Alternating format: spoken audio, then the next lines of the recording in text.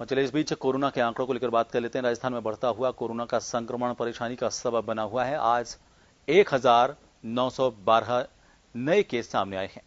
अब पॉजिटिव मरीजों की जो संख्या है वो बढ़कर 1,18,793 हो गई है। प्रदेश में 1,367 संक्रमितों की अब तक कोरोना के चलते मौत हो चुकी है। एक्टिव केस की संख्या भी बढ़कर 18,614 हो गई है। जयपुर में आज 398, जोधपुर में 303 नए संक्रमित सामने आए हैं। उदयपुर में 102 नए संक्रमित सामने आए हैं। उनको मिलाकर आज पूरे प्रदेश में 1,912 नए केस सामने आए हैं।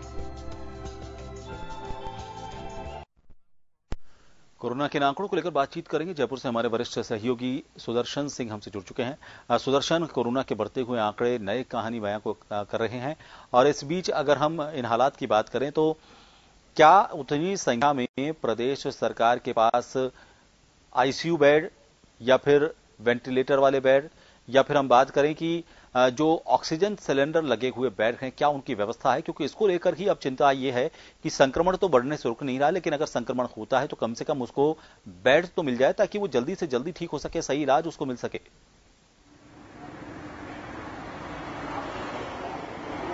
जी बिल्कुल, आपने बिल्कुल ठीक कहा डॉक्टर प्रभात। कोरोना संक्रमण में कम से कम बेड तो मिल सके, ये एक बड़ी चुनौती इस समय बनी हुई है। और जो जयपुर है डॉक्टर प्रभात, जयपुर भी इससे अछूता नहीं है। जयपुर के अस्पतालों में भी ये हालात है कि वहां पर बेड नहीं मिल पा रहे हैं। वेंटिलेटर की बात तो तब होगी जब उसको बेड मिलेगा, जब बेड ही नहीं मिलेगा तो उसको वेंटिलेटर कैसे मिलेगा। तो बिल्कुल आपने सही कहा कि इतने वेंटिलेटर्स और इतने जो तमाम साधन है वो यहाँ पर नहीं है। हालांकि सरकारी स्तर पर अगर हम बात करें तो सरकार का दावा है कि जो कमी है उसको लगातार यहाँ पर दूर किया जा रहा है, सरकार दूर करती रहती है। लगातार वेंटिलेटर्स की जो आवक है वो यहाँ पर बनी हुई है और तमाम जो कोरोना वॉरियर्स हैं डॉक्टर प्रभात, क्योंकि जो फ्रंट पर लड़ते हैं जिस तरीके से चिकित्सक, और उन लोगों को यहाँ पर मिलना चाहिए।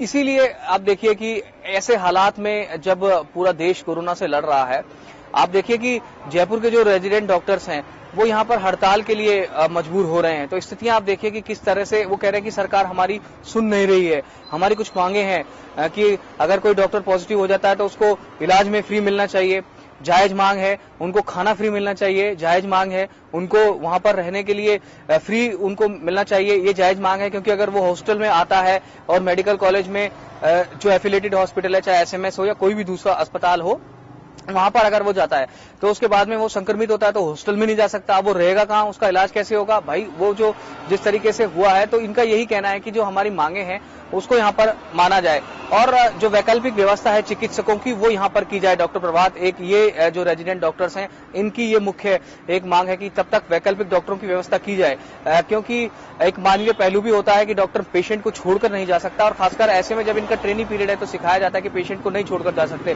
तो ऐसे में उसकी हालत जब खराब होती है तो वो कहां पर जाए उस पेशेंट को छोड़कर जो वहां पर मरणासन अवस्था में पड़ा है।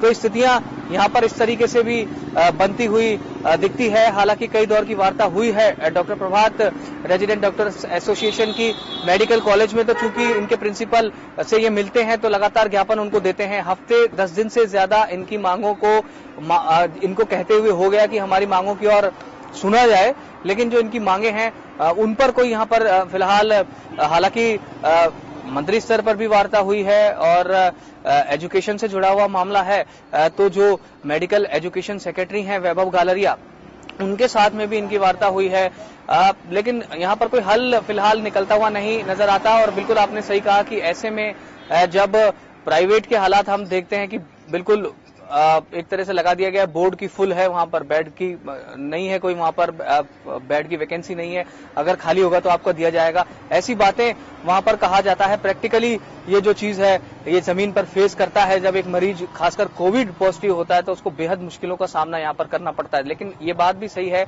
कि सरकार की तरफ से जो प्रयास किए जा रहे हैं उसमें कोई कमी नहीं है, क्योंकि सवाल उठाना लाजमी है डॉक्टर प्रभात, और मीडिया का दायित्व है सवाल उठाना। लेकिन ऐसे में जब पूरा देश दुनिया इससे प्रभावित हो रही है तो सरकार सॉल्यूशन खुद मांग रही है, वो मीडिया के सामने भी आती है और कहती है कि इसका क्या सॉल्यूशन हम कर सकते हैं। सब मिलकर इसका सॉल्यूशन ढूंढ रहे हैं और इस महामारी से जरूर जो हमारा राजस्थान है वो निजात पाएगा। जी डॉक्टर प्रभात। प्रयास हैं जिनसे हम कोरोना से जीत सकते हैं। सरकार अपनी तरफ से लगातार मॉनिटरिंग कर रही है, लगभग रोजाना कोरोना को लेकर समीक्षा बैठकें चल रही हैं, लेकिन सरकार के स्तर की जो कोशिश हो रही है वो प्रशासन के स्तर तक कितना पहुंच रही है, और प्रशासन में प्रशासनिक लेवल पर जो लोग अधिकारी हैं, जो कर्मचारी हैं, जो इससे जुड़े हुए हैं, जो इसमें काम कर रहे हैं, वो इसकी कितनी पालना कर रहे हैं, कितना एग्जीक्यूट कर रहे हैं, जो व्यवस्था बनाई गई है उसकी कोई मॉनिटरिंग हो रही है या नहीं, इस पर अगर सरकार ध्यान थोड़ा सा और गंभीरता से दे ले, हालांकि पहले में कोई कमी नहीं है, लेकिन थोड़ा सा और गंभीरता से इस पर ध्यान दे लिया जाए तो मेरे ख्याल से हालात बदलते, हालात सुधरते। जन टीवी की लेटेस्ट अपडेट पाने के लिए हमारे चैनल को जरूर सब्सक्राइब करें और नोटिफिकेशन पाने के लिए बेल आइकॉन दबाएं।